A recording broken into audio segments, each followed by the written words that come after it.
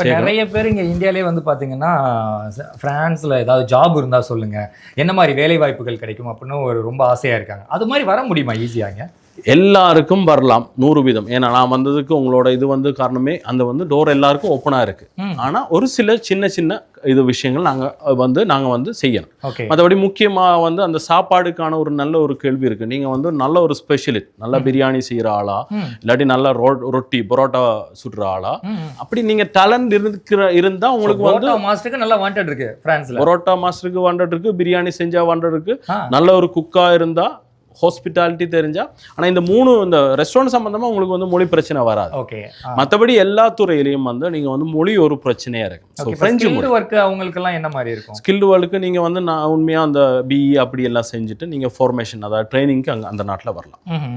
அதுக்கு ஏதாவது ஃபார்மாலிட்டிஸ் இருக்கா? இப்போ வந்து அதில் வந்து நீங்கள் வந்து நார்மலாக ஆன்லைன்லேயே உங்களுக்கு வந்து அந்த பிளாட்ஃபார்மில் வந்து உண்மையான பிளாட்ஃபார்ம், நான் சொல்கிறது வந்து அந்த ஏஜென்சி அதை தவிர்த்து யாரும் சீட் பண்ணாமல் அந்த உண்மையான வழியில் நீங்கள் போனால் ஈஸியாக அப்ளை பண்ணி ஸ்ட்ரைட்டாகவே நீங்கள் வரலாம். மற்றபடி யூரோப்பில் நிறைய கண்ட்ரீஸில் ஓப்பன் விசாவே வழங்குது.